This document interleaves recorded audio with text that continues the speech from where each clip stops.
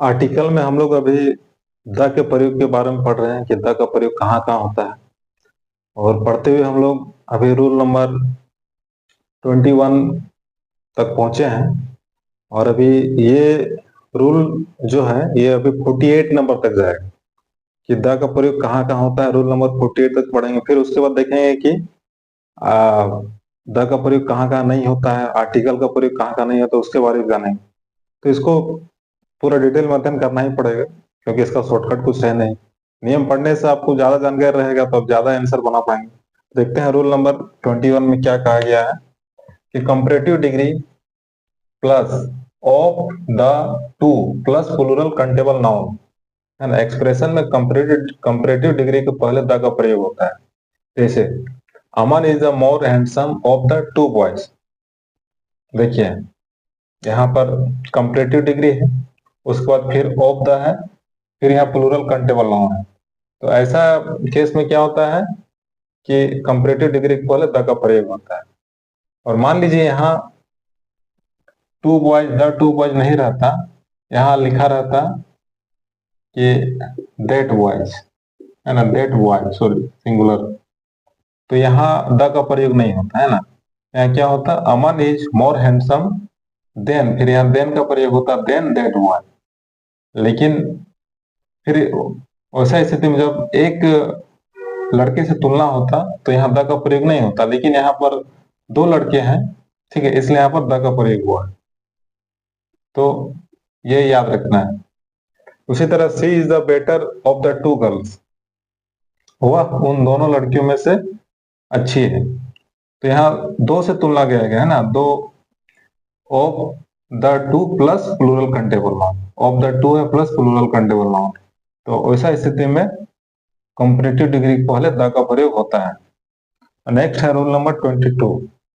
यदि दो कंपैरेटिव्स का प्रयोग सेंटेंस में दो वस्तुओं में समांतर रूप से बढ़ोतरी या गिरावट का बोध कराने के लिए प्रयोग हो तो प्रत्येक कंपैरेटिव डिग्री के पहले द का प्रयोग होता है। दो कंपैरेटिव है, कंपैरेटिव मीन्स तुलना करना, है ना। तुलना तुलना होता है दोनों में, दो वस्तु या, तो देखिए यहाँ पर तो कि समांतर रूप से यानी समान रूप से बढ़ोतरी हो रहा है और गिरावट हो रहा है, तो ऐसा स्थिति में कंपैरेटिव डिग्री के पहले द का प्रयोग होता है। जैसे the more he gets the more he wants, वह जितना ज्यादा पाता है वह उतना ज्यादा की इच्छा करता है, ठीक है।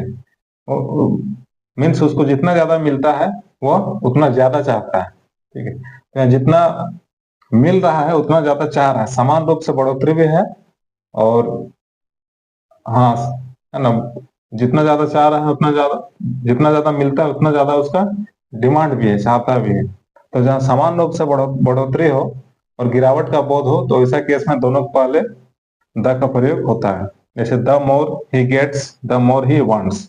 Next the higher we go the cooler we feel. हम लोग जितनी ऊंचाई पर जाते हैं हम लोग को ठंडा महसूस होता है, जितनी ऊंचाई जाते हैं उतनी ऊंचाई पर ठंडा महसूस होता है। तो ऐसा स्थिति में कंपैरेटिव डिग्री के पहले भी द का प्रयोग होता है, ठीक है। अब देखते हैं रूल नंबर 23।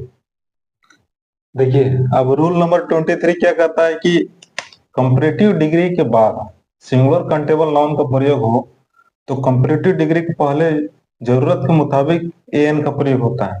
जैसे देखिए Lata is a better singer than Asha. Better क्या है, कंपैरेटिव डिग्री है। इसके जस्ट बाद सिंगुलर कंटेबल नाउन, सिंगर क्या है, सिंगुलर कंटेबल नाउन। तो ऐसा स्थिति में यहाँ एन का प्रयोग होता है ना। हाँ, जैसे Lata is a better singer than Asha. Next this is an older pen than that, ये कंपैरेटिव डिग्री है। इसके बाद सिंगुलर कंटेबल नाउन है, तो यहाँ वॉवेल साउंड आ रहा है इसलिए एन का प्रयोग हुआ है, यहाँ कॉन्सोनेंट साउंड आ रहा है इसलिए यहाँ ए का प्रयोग हुआ है। हाँ, लेकिन फिर यदि यहाँ पर नाउन की जगह यहाँ एडजेक्टिव का प्रयोग होता तो फिर ए एन का प्रयोग नहीं होता, है ना, क्योंकि एडजेक्टिव के पहले ए एन नहीं, एडजेक्टिव को देते हैं। लता इज, यहाँ मोर, है ना, ये कंपैरेटिव डिग्री है। ब्यूटीफुल, ठीक है। तो फिर यहाँ पर क्योंकि ये ब्यूटीफुल एडजेक्टिव है, इसके पहले यहाँ एन का प्रयोग नहीं होगा, ठीक है।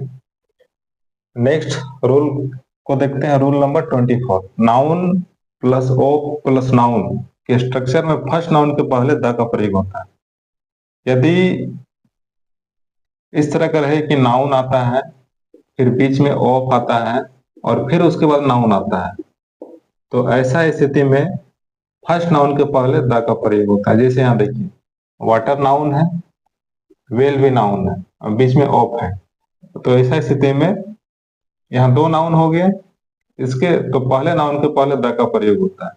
जैसे the water of this well, यहाँ पे the girls of this school, यहाँ भी नाउन ऑफ है, फिर ये स्कूल क्या है, नाउन है, तो फर्स्ट नाउन के पहले द का प्रयोग होता है। उसी तरह यहाँ पे द पीपल ऑफ झारखंड, ये नाउन है, ये नाउन है, बीच में ऑफ है, उसके पहले द का प्रयोग होगा।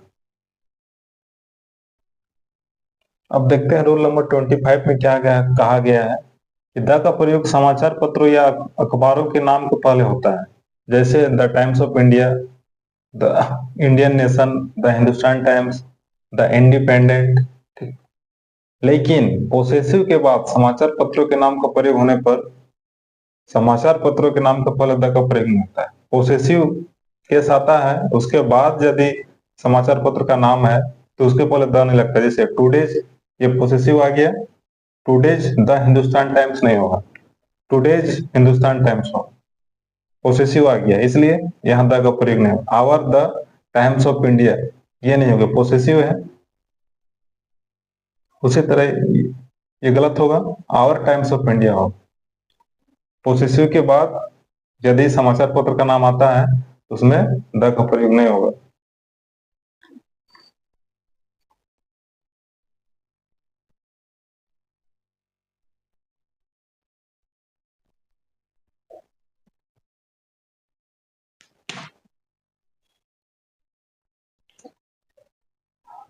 अब देखते हैं रूल नंबर 26 को।